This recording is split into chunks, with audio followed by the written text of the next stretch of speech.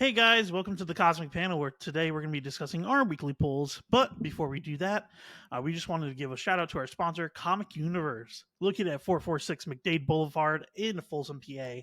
They got $5 trades, $10 hardcovers, an awesome backlog of comics and back issues, and they have some really awesome keys and graded books. And you can always get every week on Wednesdays new comics. So highly recommend. So go over there and check out Mike and Mike, and they'll get you all sorted out. Comic Universe, thank you for sponsoring us. And before we get right into it, remember to like, subscribe, comment down below what polls you're pulling this week. And yeah, let's get right into the comics. Elias, what is your first poll? My first poll for this week is going to be X-Force number 50. This is the final issue of X-Force for the Krakoan era.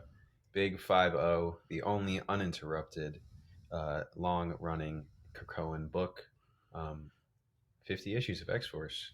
Benjamin Percy and Robert Gill will be taking us out here. Last issue was pretty fun. Some nice Beast Wonder Man camaraderie, some nice dialogue between the two of them. And unfortunately, they're about to get blown out of the water because X-Force thinks that this beast that they released is also evil.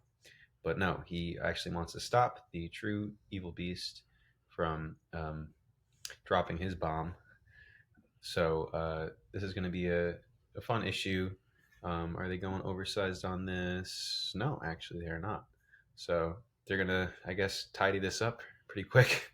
Yeah, I'm kind of We'll see. surprised. This has been a fun series, and this has been a good Beast storyline. So, yeah. Yeah, I have a question. When did Wonder Man become a pacifist? I never knew about that. Yeah, that was established in Uncanny Avengers when Dugan wrote that book, Volume 3. I never knew that. Mm-hmm. I was kind of surprised with that. I was like, wait, what? When was that development? But Yeah, well, it's just, impressed me to see that editorial actually pay attention to that because that is a true thing. yeah. I mean, it makes sense for the character. I mean, his brother is a literal assassin.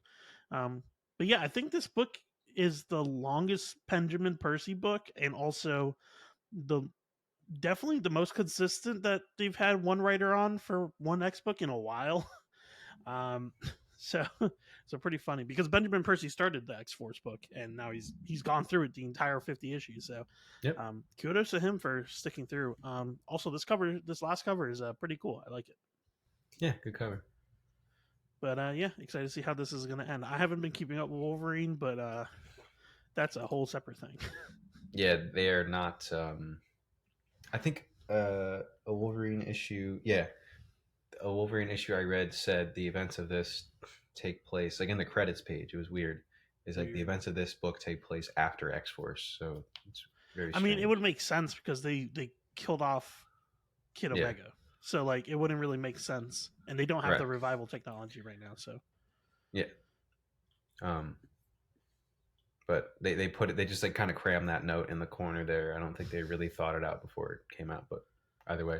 But yeah, loving Daniel Acuna on these covers. I'm glad that he was able to do the covers on the back half of this book. Yeah, no, definitely. All right, Lucas, what is your first pick? My first pick is Batman Dark Age. This is actually based off of the Superman Space Age universe, which I'm actually really excited for because Superman Space Age was one of my favorite comics. From I think it came out last year, or was it 2 years ago now? Yeah, last year because it lasted a long time, right? Oh yeah, because so every issue was like over like 100 pages. So it started in 2022 and ended in 2023 at the start of 2023. But so we are getting another batch of stories from this universe, which is pretty cool. But it's unique. It's cool because it fills in with actual historical events. Time actually passes in this universe, so it's really really cool to see this almost like Ultimate Universe esque version of Superman and Batman and the Justice League. As it goes from funny, goofy shenanigans to like more serious stuff as the years progress. But yeah, no, Batman was one of the really cool things that they did in that book. While it was called Superman Space Age, they actually had like a whole subplot where Batman used the technology that he was competing with Lex Luthor to get a military contract with, and used it to become Batman. It was quite a different take from most Batman stories, just because Bruce was still in the whole funding the military game, which is kind of strange, but it was very unique and it was really cool seeing him in real time age. Like by the last issue, he's like, I can't do this anymore. I'm so fucking old at this point. And he's like saving a kid from a burning building. And he's just like, if it wasn't for this armor, I would literally be dead. So I'm actually really excited to see more of this story. Cool. Yeah, I heard great things about Space Age. I'm a big Mike Allred fan, so I I like that he's going to be able to do some more art in the DC space so soon. Yeah, it should be very interesting, to say the least. Okay, Elias, what is your next pick? Next up for me is going to be Thunderbolts #4. This is the final issue of Kelly and Lansing's Thunderbolts. I think this definitely could have used a longer format. 100%. I think initially it was supposed to be intended to be longer, but also I think at this point the Thunderbolts TV show or whatever movie, whatever, was supposed to be out. So this is definitely like a weird um, scheduling issue that I think they ended up having. But either way, I think this was a brave attempt and a good idea for a follow up on the Bucky Barnes Sentinel of Liberty storyline. Um, it's going to be interesting to see how they wrap this up in 4 issues. They kind of kept their sites small while also making them feel big in this series, which has been That's interesting. funny for the last issue. Um, last issue is going to be Well, just kept them. their sites small, but keeping them big, literally, in this case with Winter Soldier. Yeah. But last issue would have made more sense if this was a longer running 100%. series, um, because it ended up just being a bit of a detour. Um, if they had spent the first 4 issues of the arc just recruiting people, I would have said otherwise. But because this is only 4 issues, 3 was just a bit of a detour. I love Shang-Chi, and I love when they initially announced this book, I loved the team that they were teasing. But obviously, it's going to take some time to set up those characters, set up those connections, get those people recruited. But anyway, this is been a solid arc. I mean, a solid book, I believe. And Red Skull, um, they have to stop him from coming back, basically. And Latveria is where that will be taking place. So this is going to be a pretty daunting task for Bucky and Co. But I'm excited. Yeah. It really does suck though that this is being hampered by the fact that it was 100% supposed to be a longer series, guaranteed, but either because of like maybe the Guardians reception or um just because of the TV show, it like yeah, they got kneecapped and honestly it's been great. The issues have been phenomenal. Honestly, this is reminding me of Sentinel of Liberty and I love that. So it kind of sucks that like we're not going to get the development that we can obviously see they want to do for like US Agent and Shang-Chi and all these characters, but um hopefully this last issue is good. And yeah, I mean, this is the second Thunderbolt mini. Just give them an ongoing at this point, please. Yep, they'll probably come back with something else when the actual Disney thing comes out. I'm sure, but I think, like I said, Kelly and Lansing seem to have something going on in their personal lives this past few months. So I think they need some time to take off. I think before jumping into another project. Yeah. All right, Lucas, what is your next pick? Next pick is Alan Scott Green Lantern #5. Last issue was a ton of reveals.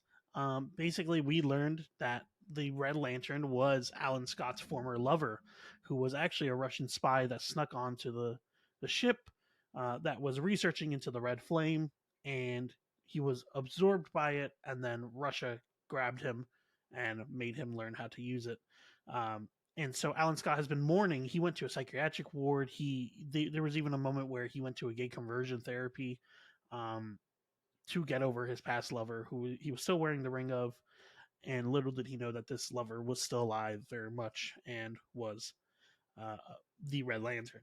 And there's this interesting moments where Vladimir uh, doesn't want to admit that he is gay. He says that oh no, I played you. I did it on purpose. And then Alan leans in for a kiss, and he steals the ring from him. um, and so Alan right now is wearing both rings, so Vladimir's kind of fucked. But yeah, no, this story has been really great. It's a great period piece because it really shows just the harm that gay conversion therapy and such have caused people within society. And yeah, no, I mean this book. I've never been huge into Alan Scott, but man, this book is really well written. It really seems to understand the character of Alan Scott and how much inner turmoil he has because of the fact that he doesn't want to accept his sexuality during an age where being his sexuality could genuinely get him killed.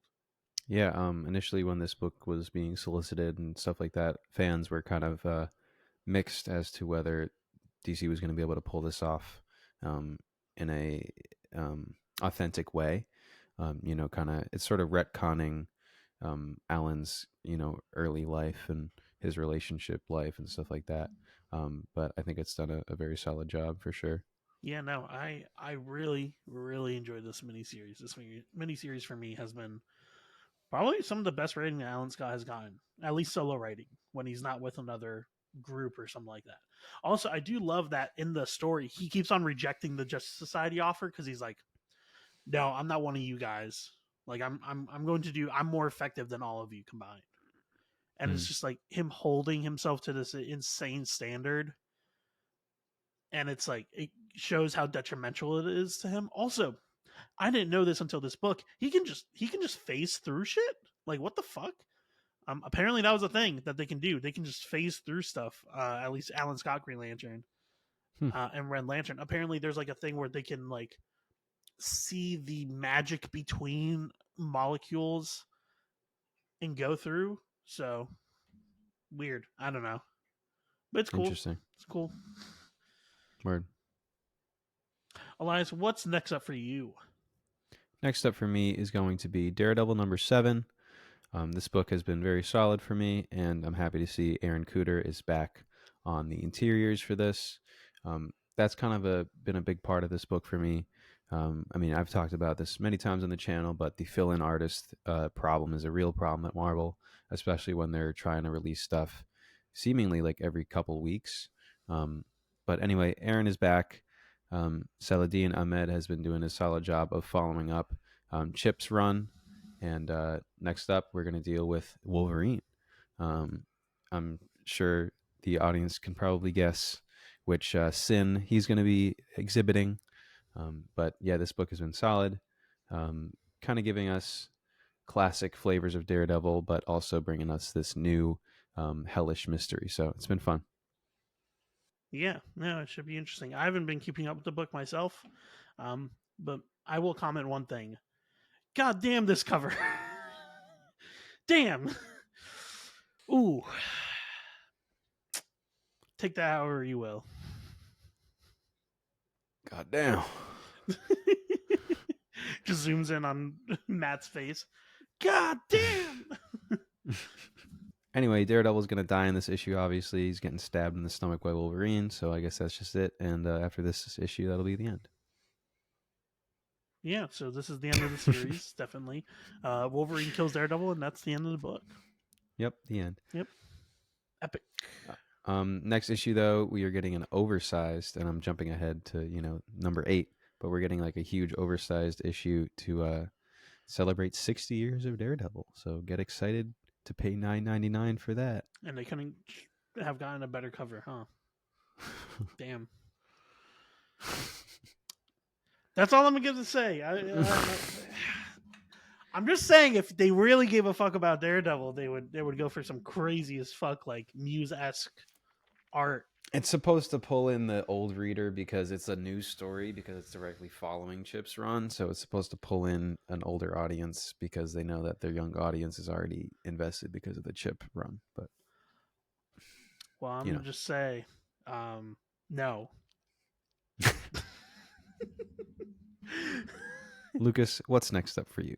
Next up for me is Duke number 4. As someone who doesn't know anything about G.I. Joe other than Snake Eyes, this book is really fucking good. This book is really good. Tying into Transformers, giving me a lot of like world building. it's really cool. I've really been enjoying it. It's smart. It's well done, and yeah, no. We're finally learning what is Mars, which apparently is a villain organization. Um, that is supposedly after Duke for learning about the Transformers and learning about the tech. Um, and we have the introduction of Baroness, a bunch of other characters, Clutch, Stalker, Rock and Roll, um, who I'm guessing are original GI Joe characters. I don't know. Genuinely, I the most I know about GI Joe Yes. is like catching like an episode after Transformers as a kid. So, but yeah, no, this series has been really good, and there's one more issue after this, and then it is done. I didn't realize this was going to be a mini, to be honest, when I originally picked it up. But honestly, the arc is working really well with that uh, constraint in mind. Like I feel like this could easily launch into a GI Joe book, and I would honestly pick it up. The GI Joe book hasn't touched on any of the Energon universe stuff yet, like the current running one. Yeah, it hasn't. But this and Cobra are miniseries, and then probably we're gonna get the Energon tie-ins very soon. Once this next Transformers arc settles into place. Yeah, definitely gonna be interesting to see what's gonna happen. Just because, yeah, you can't have two conflicting. You can't have like an old GI Joe going for 300 plus issues while you're literally setting up a new universe. It's it's gonna get confusing for people that are gonna read this and then gonna want to jump into GI Joe. Yeah, in my mind, they're probably gonna wrap up Duke and Cobra, and then they're gonna kind of start the Energon crossovers, and then probably bring GI it into Jim, GI Joe. just give him a different name. GI Joe to Miss Prime. GI Joe 2, more Joes. The Jothening, I don't know. We can workshop that. Anyway, Elias, what is your next pick? Next up for me is going to be Penguin number 8. You guys know on this channel that I've been loving this series.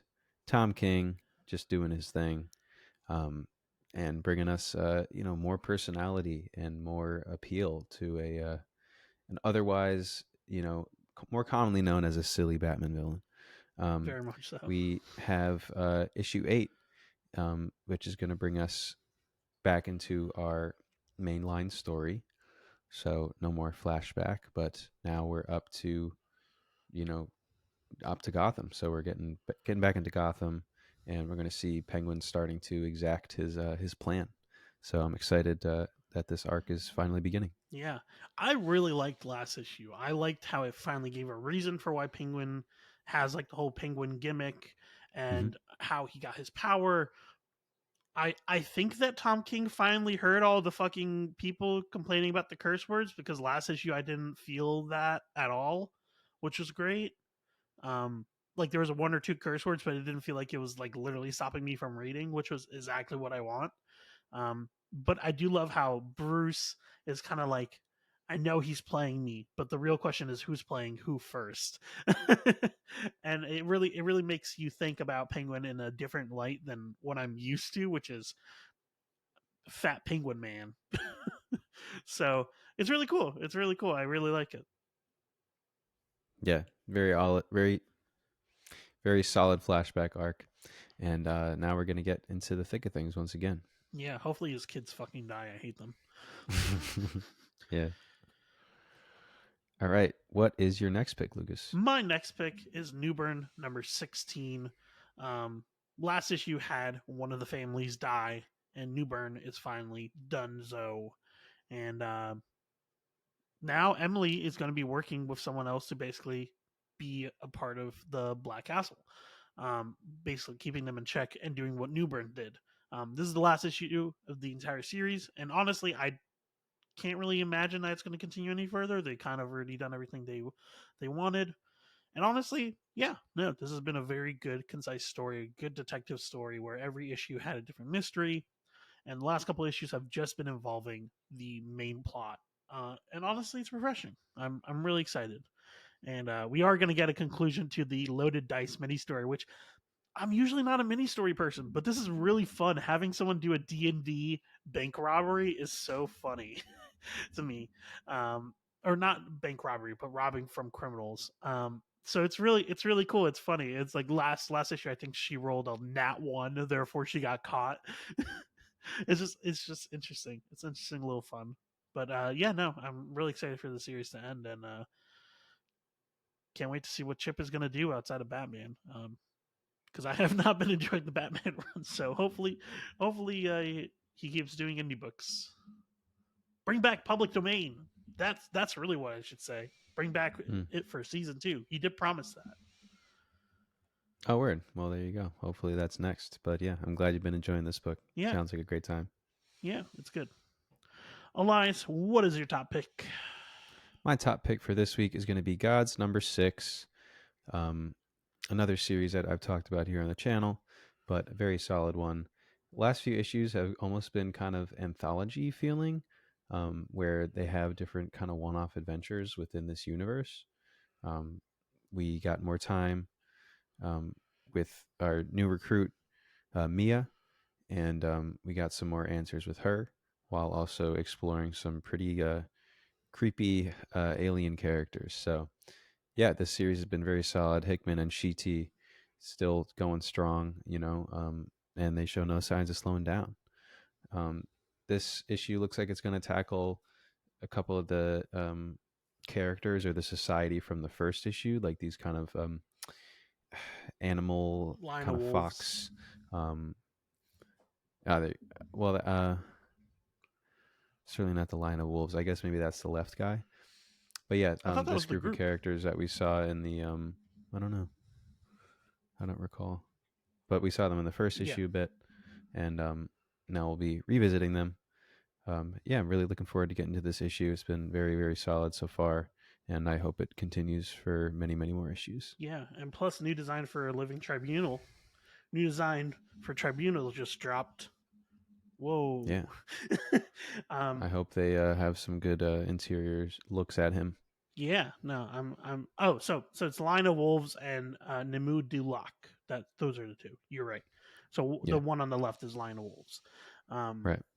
but yeah, I'm excited, and also it's saying that Aiko has to reveal her what she's lied about, which is Mm. tying into last issue where it revealed that she basically stopped Mia from being the next avatar for the powers that be, by invoking her into the natural order of things. So I'm excited to see how that's gonna like what's gonna happen with that, because um, Win obviously takes a liking to Mia.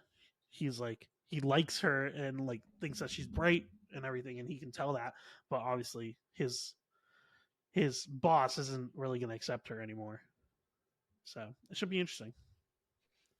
Yeah, I am looking forward to seeing what other cosmic entities they tackle. Living Tribunal is definitely one of my favorite um, larger, more powerful cosmic beings in the Marvel universe.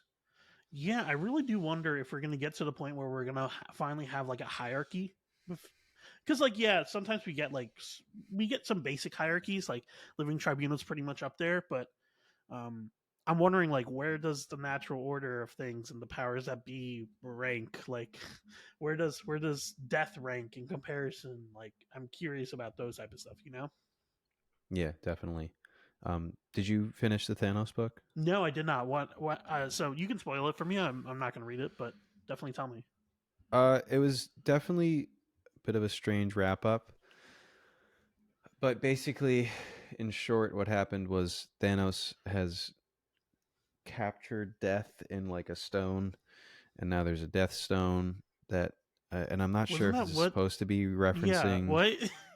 Yeah, so it's a little blurry to me where they're supposed to be Who's the in author? the continuity here. It was Cantwell, which was very strange to me Huh. because Cantwell has, did a spectacular Iron Man run where he paid attention to continuity and he paid attention to the history of the He villains that he also was did a Thanos including. one shot. The Thanos one shot that he did that tied into Thor. He did one of the stories in that. Yeah. Weird. So this is a little strange. It could have been. It felt like a bit rushed because it was another 4 issue mini. Marvel is insisting on 4 issue minis right now, not even really allowing for 5 issues. Yeah. So I think it's really kind of hurting the creators. But anyway, so Death is now captured in this stone, and Thanos wants to find a way to destroy her. But I'm just hoping, and they said that Thanos is going to return in the summer. Um, Huh. Thanos is becoming very one note. If he doesn't have like something new to do soon, I think he's going to get really boring really fast. Ultron for me is like a long lasting villain who I feel like has had such a interesting character arc, and they've always found new and refreshing ways to build him up. But Thanos, ever since I feel like Donny Cates' Guardians run has sort of just been falling flat for me. Because I mean, also, how are you going to beat Thanos Wins? Like Thanos Wins is the ultimate Thanos story, Yeah. but Thanos, this latest miniseries by Cantwell, just kind of came off as goofy in the end, and wrapped things up really quickly and strangely. Um, but anyway, I hope that Hickman can restore and, like you're saying, place and rank our cosmic entities to see how powerful they can be and how powerful they are. Because, like I said at the beginning, with this series, they have to bring us new characters, but also redefine and make people care about these crazy cosmic entities that people I think have forgotten about in Marvel lore. So Yeah. yeah, Um, Speaking a little bit about the there's a little bit of tangent, but I am genuinely curious about talking about this. But yeah, the 4 issue mini thing is really hurting them, especially because like with nowadays so many pages are taken up by ad space. Like you don't get the page count that you're even promised. Like it might say 20 page, but honestly, cut down a quarter of that. So yeah, no, the stories are certainly getting hurt because they're not even having enough space to tell those stories in the first place, let alone in 4 issues. yeah, and then you have deadlines and all this sort of thing, and very few Marvel series are getting delayed at all. I see indie series getting delayed all the time, and then when they come back, they're actually worth the wait because the creators were able to pour more time and heart into the issues.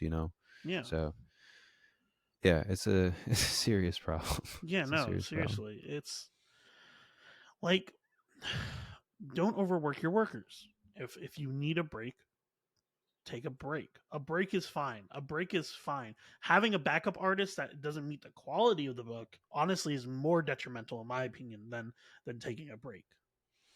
I wonder if Capuccio knew Sabatini on the Moon Knight run, because the fact that they were able to find a artist who so closely matched, Yeah. Capuccio's style was incredible. But clearly that's very hard to do. Plus the I can colorist. name one other instance. Yeah, plus the colors. But I can name one other instance, which was just like Uncanny Avengers, like 3 or 4 from this past run, where they found an artist that looked very similar to the main artist. So but apparently it's very hard to do. Yeah, no. It sucks. It sucks. It's unfortunate. Right Yeah, now DC is doing a little bit better than them, but even they have their moments where it's just like backup artist after backup artist and it's like just take a break. yeah. Just genuinely like take a They're break. scoring higher in general comic practices than Marvel, is, and that's also just from a behind the scenes standpoint. Like they have been known to be more willing to work with their creative teams and stuff like that. But yeah, there were a odd couple instances recently where Birds of Prey and um, Poison Ivy got filled in with artists that were nothing Yeah, like the main really artists. nothing. Yeah.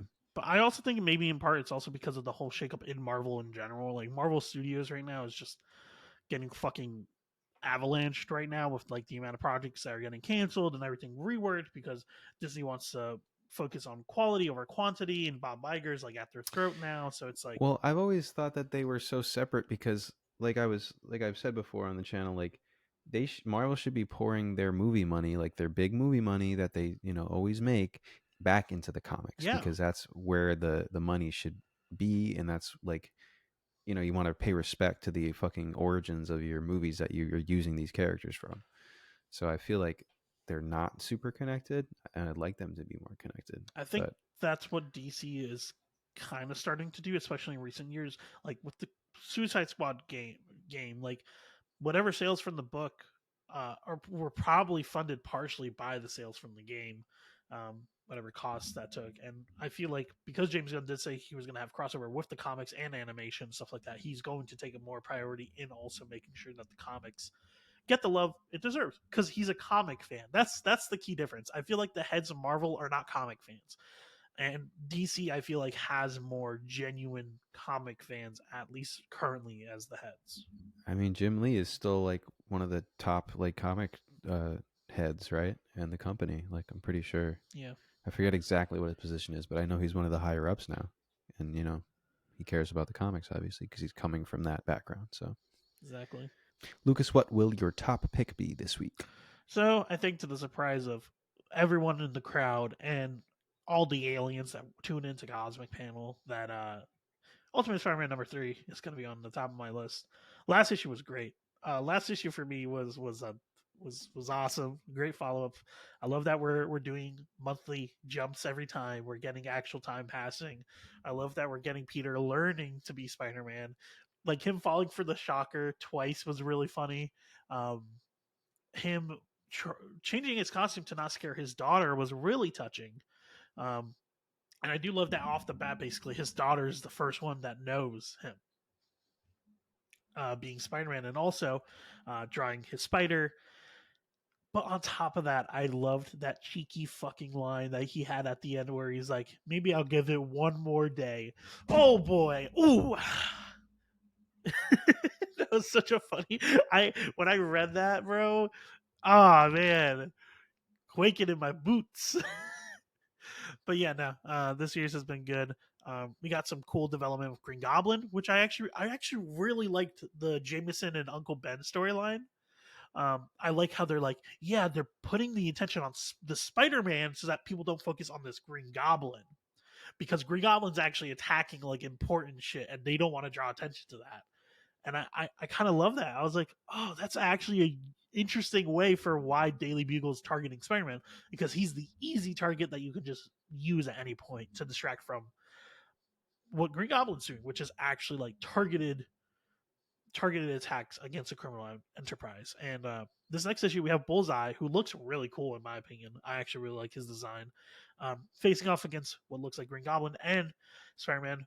It seems like they're going to be meeting, and Spidey's going to be wearing his new red and blue costume. So I am very, very excited to see what's going to happen. Yeah, big time. Second issue, I enjoyed a lot more than the first personally, and I'm just excited to get more background on this Green Goblin and see what his deal is. Yeah, it definitely should be interesting. And from what I understand, we're going to be in this arc for a bit before we defeat Kingpin, which I like. I thought when we originally saw the cover for issue 6, I thought that was earlier on. So I'm glad that we're having time with this arc and really building out, that we're going to get 6 issues before we get the end of this arc, and then jump into probably Ultimate stuff. So it's good. It gives Peter time to establish himself, us to feel like these characters matter, and us to get a foot on the ground, at least in Peter Parker's world. Yeah, definitely. But yeah. All right, everybody. Thanks so much for tuning in. That's going to do it for our polls. Don't forget to comment below what you guys are excited to pull. Like, comment, all that stuff we said at the beginning. Thank you again to Comic Universe. Support your local comic shop, read some comics, and we'll see you guys next time. Bye-bye.